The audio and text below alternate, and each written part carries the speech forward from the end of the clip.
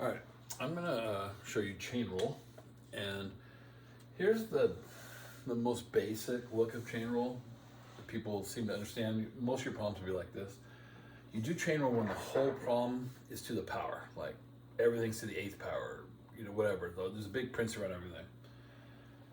So we bring the power in front, so it'll come in front, and then you lower the power by 1, just like power rule. Everything's exactly the same up to there.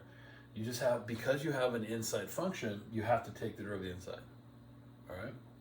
And that's different with power rule. So you bring power in front, lower the power by 1, derivative of the inside. Now another way to look at it, this is like an AP favorite. This is really what's going on in chain rule is there's a function inside of another function. If you remember the old f dot g stuff, like where g goes into f. So what's happening is we have a function and a function. So really what you're doing is you're taking the derivative of the outside function, so g prime of h of x times the inside function. And that's chain rule. So if I had g of h of x, h is inside of g. So I take the derivative of g, he's on the outside, and then times h, who's on the inside. All right, and that would be how you would show that. So this is kind of the same idea. To the n is the outside function, g of x is the inside function. All right, so we learned, I teach a little early with trig functions. That was your first chain rule. So sine is the outside function, and inside of the sine function is its angle, which is x to the 4th. So we take the derivative of sine, and then we multiply by the derivative of the angle, all right? So that's because you're multiplying the derivative of the inside, and that's where you get the chain rule, all right? So let's do one right here. We bring power in front, lower the power by 1, and then times derivative of the inside.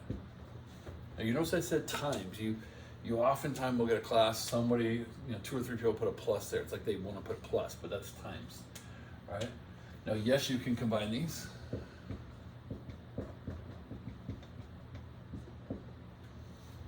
But that's it. You could take the 7 times 8x if you'd like, all right? And that's your chain rule. It's really a pretty simple rule. You just got to remember, some people will forget to write a power here. You got to subtract 1 from the power. So if you say the rule out loud to yourself or in your brain while you're doing it, it'll help, all right?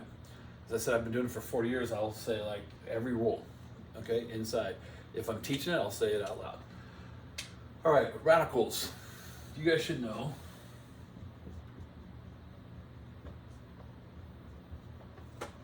Square root means 1/2 power. Cube root means 1/3 power. 4th root means 1/4 power, and so on, okay? So, to take that derivative, all right, you bring your power in front, so the half's gonna come in front.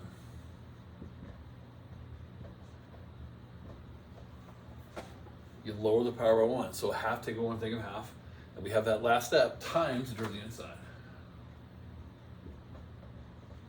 All right.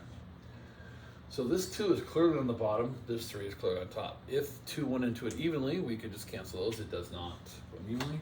So your cleanup,